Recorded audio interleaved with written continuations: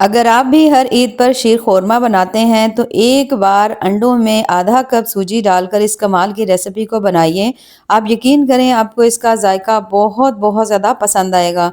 तो चलिए जी अपनी मज़ेदार और ज़बरदस्त इस रेसिपी को बनाना शुरू करते हैं। बिस्मिल्लाहिर्रहमानिर्रहीम। अस्सलाम वालेकुम। उम्मीद है आप सब ठीक होंगे। तो इस इंतहाई मज़ेदार सी रेसिपी को बनाने के लिए सबसे पहले तो हमने यहाँ पर ले लेने हैं अंडे। अंडे जो है यहाँ पर मैं यूज़ कर रही हूँ 5 अदद। अगर आप इसको कम करना चाहें तो आप इसे कम भी कर सकते हैं, आप इनको ज़्यादा भी कर सकते हैं। उसके बाद हमने इसमें शामिल करनी है सूजी। सूजी जो है मैंने यहाँ पर ली है आधा कप। अगर आपको बारीक वाली सूजी मिले तो वो भी ठीक है, अगर थोड़ी मोटी वाली है तो वो भी आप डाल सकते हैं। सूजी शामिल करने के बाद अब हमने इसमें शामिल करनी है गाजर। और गाजर जो है ना यहाँ पर तकरीबन 1 अदद गाजर को आपने कश करके ना बिल्कुल बारीक वो आपने इसमें डाल देनी, ठीक है। आधा कप हमने इसमें डाल दी है सूजी और 1 अदद बिल्कुल बारीक कश की हुई गाजर डाल दी है। आधा कप आपने इसमें शामिल कर देनी है चीनी। चीनी शामिल करने के बाद 2 से 3 ड्रॉप्स जो है ना आपने इसमें डाल देने हैं वनीला एसेंस के। और उसके बाद अपने यहाँ पर सभी चीज़ों को मिक्स कर लेना है। तमाम चीज़ों को अच्छी तरह मिक्स करके अपने यहाँ पर थोड़ी देर के लिए सभी को रेस्ट पे रख देना है, क्योंकि सूजी है तो सूजी को आपने कुछ देर के लिए रेस्ट पर ज़रूर रखना है ताकि ये अच्छी तरह से फूल जाए। अब यहाँ पर हमने इनको मिक्स कर लिया अच्छी तरह से। मिक्स करने के बाद इसे कम से कम भी मैं 10 मिनट के लिए ऐसे ही आपने इसको ढक करके छोड़ देना है ताकि थोड़ी सी सूजी जो है ना वो फूल जाए। अब यहाँ पर आप देख सकते हो 10 मिनट मुझे हो चुके हैं और सूजी जो है वो काफ़ी हद तक फूल चुकी है। बहुत ज़्यादा टाइम आपको रखने की ज़रूरत नहीं है। 10 से 15 मिनट रखेंगे तो इतना टाइम जो है ना काफ़ी हो जाएगा, सूजी थोड़ी और सॉफ्ट हो जाएगी। तो जब इस तरह से आप इसे 10 मिनट रख लेंगे तो 10 मिनट के बाद हमने इसमें शामिल करने हैं 1 कप जो है ना आपने इसमें डाल देने हैं ब्रेड क्रम्स के। अगर आपको ब्रेड क्रम्स नहीं पसंद हो तो फिर आप इसकी जगह जो है ना सूजी आप पूरा 1 कप डाल लीजिएगा, ठीक है। लेकिन अगर आप इसे ब्रेड क्रम्स डालेंगे ना तो थोड़ा सा आपको इसका टेस्ट ज़्यादा मज़े का लगेगा। और उसके बाद आपने इसमें शामिल कर देना है तकरीबन 1 चम्मच जो है ना आपने इसमें बेकिंग पाउडर का डाल देना है। तकरीबन 3 चम्मच आपने इसमें डाल देनी है क्रीम, ठीक है। क्रीम शामिल करने के बाद अब हमने इसमें 1/3 कप जो है ना आपने इसमें घी का डाल देना। अगर घी है तो घी डाल लीजिए, नहीं तो आप इसमें कुकिंग ऑयल भी डाल सकते हैं। इन तमाम चीज़ों को डाल करके दोबारा से हमने यहाँ पर अच्छी तरह इनको कर लेना है मिक्स। इन सभी चीज़ों को मिक्स करने के दौरान अगर ये बैटर आपको थोड़ा ज़्यादा पतला लग रहा हो ना तो आपने इसमें 2 से 3 चम्मच जो है ना ब्रेड क्रम्स डाल लेने हैं। अगर आपके पास ब्रेड क्रम्स नहीं हो तो जो फ्रेश ब्रेड होती है या अक्सर घर में पड़ी होती है ना उसके आप स्लाइसेस जो है ना उनको बिल्कुल बारीक करके वो भी आप इसमें ऐड कर सकते हो, जैसे आपका दिल करे। अच्छी तरह जब आप इन सभी चीज़ों को बीट कर लेंगे ना तो यहाँ पर मैं आपको इस बैटर की कंसिस्टेंसी चेक करवाऊंगी कि ये इस तरह से होना चाहिए। इससे ज़्यादा ना तो आपने इसको पतला रखना है और ना ही बहुत ज़्यादा आपने इसको गाढ़ा रखना है, ठीक है। इस तरह से होना चाहिए। तो यहाँ पर बैटर हमारा ज़बरदस्त सा तैयार हो चुका है। यहाँ पर हम ले लेंगे 1 अदद बोल ले लीजिए, ट्रे ले लीजिए। उसके अंदर हल्का सा घी लगाएंगे और ये तमाम बैटर जो है हमने इसमें शामिल कर देना है। अब यहाँ पर हमने इसको करना है बेक, ठीक है। आप चाहो तो इसे किसी भी सांचे वगैरह में डाल करके आप इसे कढ़ाई में भी बेक कर सकते हैं तकरीबन 25 से 30 मिनट, या फिर आप इसको कुकर में भी बेक कर सकते हैं। तो मैं इसको ओवन में बेक करूंगी। पहले आपने ओवन को प्री हीट कर लेना है और तकरीबन 30 से 35 मिनट के लिए आपने इसको 180 डिग्री पर रखना है, तो केक आपका बहुत अच्छी तरह से बेक हो जाएगा। तो मैं इसको ओवन में रख रही हूँ, आप चाहो तो इसको आराम से कुकर में या कढ़ाई में भी बना सकते हैं। अब यहाँ पर हमने ले लिया है 1 अदद सॉस पैन और उसके अंदर शामिल किया है मैंने बिल्कुल थोड़ा सा पानी। और उसके बाद इसमें 1 लीटर दूध डाल देंगे, दूध को गर्म होने के लिए छोड़ देंगे। अब यहाँ पर हमने ले लेना है 1 अदद बोल, उसमें थोड़ा सा मैंने तकरीबन 1 कप दूध डाला हुआ है। और अब आपने इसमें कस्टर्ड शामिल करना है, वनीला कस्टर्ड में शामिल कर रही हूँ, ठीक है। तो तकरीबन 4 से 5 चम्मच आपने इसमें डाल देना है। और यहाँ पर हम थोड़ा सा थिक बना रहे हैं तो हो सके तो आप 5 चम्मच इसमें डाल लीजिएगा ताकि अच्छी तरह से ये बन जाए। अगर दूध कम है ना तो फिर आप उस हिसाब से कस्टर्ड की मिकदार भी कम कर लेना। अच्छी तरह इसको हम मिक्स कर लेंगे, हिला लेंगे। उसके बाद यहाँ पर जो दूध है वो बहुत अच्छी तरह से आप देख सकते हो उबलना शुरू हो चुका है। जब इस तरह से दूध में अच्छी तरह बॉयल आने लग जाए तो अब हम इसमें शामिल करेंगे चीनी। चीनी आप जो है आप अपने टेस्ट के हिसाब से भी डाल सकते हैं। तो यहाँ पर तकरीबन जो चीनी है ना मैं 3 चम्मच डाल रही हूँ, इससे ज़्यादा मैं चीनी का यूज़ नहीं करी। आप अपने हिसाब से डाल लीजिए, कम से कम अगर आप इसमें डालेंगे ना तो आधा कप चीनी आराम से इसमें चली जाएगी। चीनी शामिल करने के बाद कुछ देर के लिए आपने फिर से इसे पका लेना है ताकि अच्छी तरह तमाम जो चीनी है ना मेल्ट हो जाए। उसके बाद मैं इसमें शामिल करने लगी हूँ थोड़ी सी आपने इसमें डाल देनी है सब्ज़ इलायची खुशबू के लिए। सब्ज़ इलायची का आप चाहो तो पाउडर भी ऐड कर सकते हो। हल्का सा हमने इसको कर लेना है अच्छी तरह से फिर से मिक्स। और उसके बाद हमने जो कस्टर्ड बना करके रखा हुआ था ना घोल के, अब वो आपने इसमें डालना है, ठीक है। एकदम से नहीं डालना, थोड़ा थोड़ा डालते जाएंगे, अच्छी तरह मिक्स करते जाएंगे।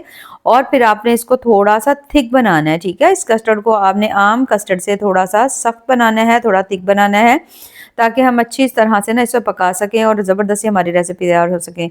अब यहाँ पर इसे मैंने तकरीबन 3 से 4 मिनट पका लिया है, बहुत अच्छी तरह से थिक हो चुका है। कस्टर्ड हमारा यहाँ पे ज़बरदस्त तैयार हो चुका है। इसे उतार लेंगे, उतार करके आपने इसको पहले तो बहुत अच्छी तरह ठंडा ज़रूर कर लेना है। अब यहाँ पर जो केक हमने रखा हुआ था पकने के लिए, आप देख सकते हो केक भी हमारा ज़बरदस्त सा यहाँ पर पक करके तैयार हो चुका है।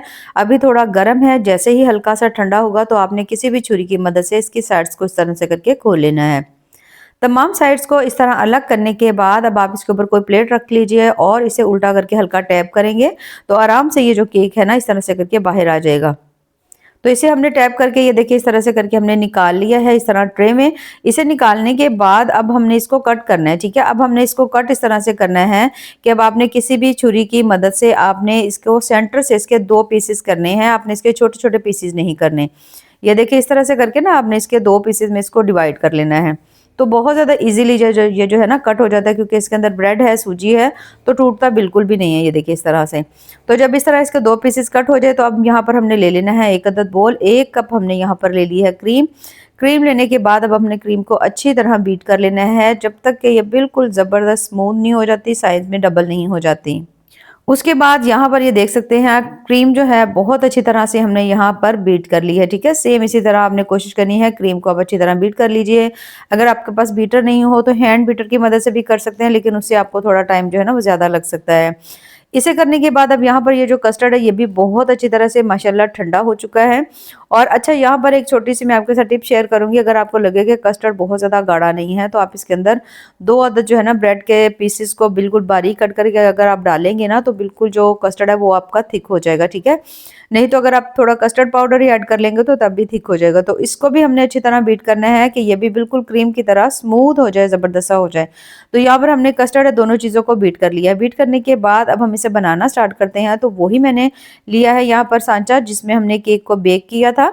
अब सबसे पहले तो हमने इसमें शामिल करनी है क्रीम, जिसे हमने बहुत अच्छी तरह से बीट करके रखा हुआ था, ठीक है। क्रीम को आपने इसमें डालना है। डालने के बाद अब आपने इसको अच्छी तरह सभी कोनों में फैला देना है और हल्का सा टैप करिएगा ताकि तमाम कोनों में अच्छी तरह से क्रीम सेट हो जाए।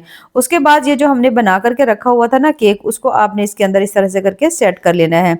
अच्छी तरह से उस केक को सेट करने के बाद एक जो नीचे वाला हिस्सा था ना वो मैंने यहाँ पर लगा दिया। उसके बाद हमने जो कस्टर्ड बनाया था ना ये वाला हमने इसके ऊपर तमाम जो है डाल देना है और इसकी भी आपने एक मोटी लेयर जो है ना इसके ऊपर लगा देनी है। इसके ऊपर ये वाली कस्टर्ड की लेयर लगाने के बाद अब हमने जो केक दूसरे वाला एक यानी हमने 2 हिस्सों में डिवाइड किया था ना केक को, तो ये जो है ना दूसरा हिस्सा आपने इसके ऊपर रख देना। रखने के बाद आपने हल्का सा प्रेस ज़रूर करना है ताकि ये ज़्यादा से ज़्यादा ना जो केक है उसके पानी को और उसके जायके को एब्जॉर्ब कर ले, तो बहुत ज़्यादा मज़े का बनेगा। अच्छा यहाँ पर अब हमने इसके ऊपर डालनी है क्रीम, ठीक है, जिसे हमने बीट करके रखा हुआ था। अच्छी तरह से अब आपने तमाम केक के ऊपर ये जो क्रीम है ना उसको आपने अच्छी तरह फैला देना है। इजीली चम्मच के साथ जब आप इसे फैलाओगे ना तो आराम से ये तमाम के ऊपर फैल जाएगी और हल्का हल्का सा आपने कोनों को भी ध्यान रखना है। उसके बाद हल्का सा टैप कर लीजिएगा ताकि क्रीम जो है अच्छी तरह अंदर तक सेट हो जाए, कोई एयर वगैरह नहीं हो। तो जब इस तरह से आप इसको सेट कर लें तो आप किसी भी छुरी की मदद से या फिर इस तरह से करके अगर आपके पास हो तो आप हल्का से इसके ऊपर इस तरह से करके से अगर आप फेरेंगे ना तो ये बिल्कुल स्मूथ ज़बरदस्ती हो जाएगी। ये देखिए इस तरह से हो जाएगी, एक हल्का सा डिज़ाइन भी बन जाएगा और थोड़ा सा ना ये बिल्कुल क्लियर हो जाएगी। इसके ऊपर ना कोई भी चीज़ ऊपर नीचे नहीं होगी, आपकी क्रीम जो है ना ज़बरदस्त सेट हो जाएगी। उसके बाद अब आप इसको सेट करना चाहें, आप इसके ऊपर कोई भी चीज़ लगाना चाहें उसे लगा सकते हैं, ड्राई फ्रूट्स भी लगा सकते हैं, कोई फ्रूट के साथ भी आप इसको इस तरह से करके डेकोरेट कर सकते हैं। तो इस तरह से करके मैंने इसको सभी चीज़ों को अच्छी तरह सेट कर लिए। करने के बाद थोड़े से मैंने यहाँ पर बादाम जो थे को कट करके रखे हुए थे उसको उनको भी हम इसके ऊपर डाल देंगे।